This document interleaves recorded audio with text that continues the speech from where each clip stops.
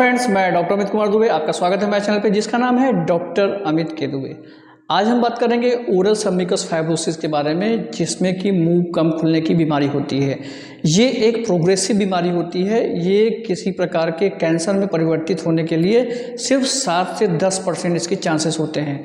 लेकिन लोग इतना ज़्यादा घबरा जाते हैं, इतना ज़्यादा परेशान हो जाते हैं कि वो अपने स्ट्रेस लेवल को इतना ज़्यादा हाई कर लेते हैं कि उनका जो 7 से 10% चांस रहता है कैंसर में परिवर्तित होने का, वो चांस बढ़ कर के ज़्यादा हो जाता है। आज की वीडियो में हम यही बात करेंगे कि ओरल सबम्यूकस फाइब्रोसिस आपके मुंह के अंदर हो गया है तो कृपया करके आप स्ट्रेस ना लीजिए और आप क्या क्या करके अपने ओरल सबम्यूकस फाइब्रोसिस को स्टॉप करके रख सकते हैं या उसको ठीक कर सकते हैं। क्योंकि ओरल सबम्यूकस फाइब्रोसिस अब ठीक होता है, ये बिल्कुल भी ठीक होने वाली बीमारी है, बस इसको सही से इसका इलाज किया जाए। तो ओरल सबम्यूकस फाइब्रोसिस को ठीक करने के लिए आपको बहुत ज़्यादा परेशान होने की बात नहीं है। अगर आपको इनिशियल फेज़ में ही, पहले स्टेज में ही आपको पता चल गया है कि आपको ओरल सबम्यूकस फाइब्रोसिस है, तो उसको आप वहीं पे ठीक कर सकते हैं, सिर्फ अपने घरेलू उपाय करके। और उन घरेलू उपाय में सबसे बेस्ट उपाय होता है तुलसी की पत्ती और हल्दी को मिला करके उसको चबाइए।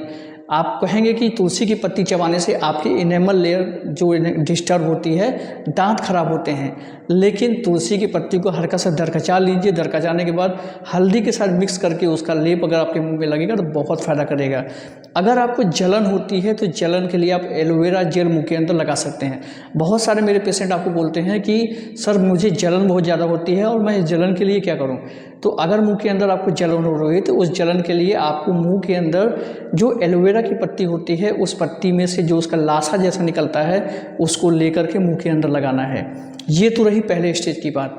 अब नेक्स्ट स्टेज पे आते हैं कि नेक्स्ट स्टेज में क्या होता है कि मुंह आपका धीरे धीरे करके छोटा होने लगता है। इस कंडीशन में क्या करेंगे, फाइब्रोटिक बैंड डेवलप होने लगते हैं। तो इस कंडीशन में सबसे पहले उपाय करना है, अगर आपको लगे कि आपका 3 साढ़े 3 फिंगर पहले मुँह जा रहा था, अच्छे से माउथ ओपनिंग थी, लेकिन ये छोटा होने लगा है और 3 साढ़े 3 फिंगर की जगह पे सिर्फ 2.5 फिंगर, 3 फिंगर, 2 फिंगर या 1 फिंगर बचा है, तो इस कंडीशन में आपको सबसे पहले तो आपकी हैबिट को ब्रेक करना है।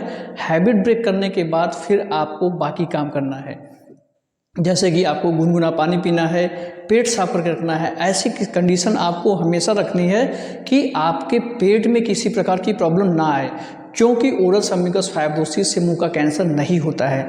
लेकिन oral submucous fibrosis mouth opening होगी ही नहीं, तो अगर मुंह के अंदर छाला भी हो रहा है तो जो डॉक्टर हैं, जो डेंटिस्ट हैं, वो आपके मुंह के अंदर देख ही नहीं पाएंगे कि आपके मुंह के अंदर है क्या। और मुंह के अंदर जो छाला है वो धीरे धीरे करके 2 से 3 महीने तक अगर रह गया तो वो कैंसर में परिवर्तित हो सकता है। इसलिए आप ये कोशिश कीजिए कि अगर जिस पेशेंट को ओरल सबम्यूकस फाइब्रोसिस हो जाता है, वो तेल भुनी वाली चीज़ें ना खाएं, ऐसी चीज़ें ना खाएं जिससे कि पेट में कब्ज़ हो, गैस, एसिडिटी हो। क्योंकि जिनके पेट में कब्ज़, गैस, एसिडिटी होगी, ओरल सबम्यूकस फाइब्रोसिस उनके मुंह में और ज़्यादा बढ़ेगा और ज़्यादा प्रोमिनेंट होगा, कितने भी दवा कर लें। और जो हम लोग दवा भेजते हैं उस दवा से ओरल सबम्यूकस फाइब्रोसिस 101% ठीक होता है और हमने बहुत पेशेंटों को ठीक किया है, उनके घर पे ही, घर तक दवा पहुंचा करके। तो एक बार आप ये सारे प्रोसेस को यूज़ करके आपने ओरल सबम्यूकस फाइब्रोसिस को ठीक कर सकते हैं। आपके मुंह के अंदर अगर 1 फिंगर भी जा रही है तो उसको भी हम ठीक करने की पूरी कोशिश कर सकते हैं, बशर्ते उसमें समय लगता है। बस ओरल सबम्यूकस फाइब्रोसिस के केस में पेशेंट को धैर्य रखना है, किसी प्रकार का पैनिक नहीं होना है। धैर्य रखकर ही वो अपने ओरल सबम्यूकस फाइब्रोसिस को बिल्कुल जड़ से ठीक कर सकता है। तो आज की वीडियो में इतना ही। आने वाले वीडियोज़ में नए नए टॉपिक बात करेंगे, जिसके लिए हमारे चैनल को सब्सक्राइब कर लीजिए।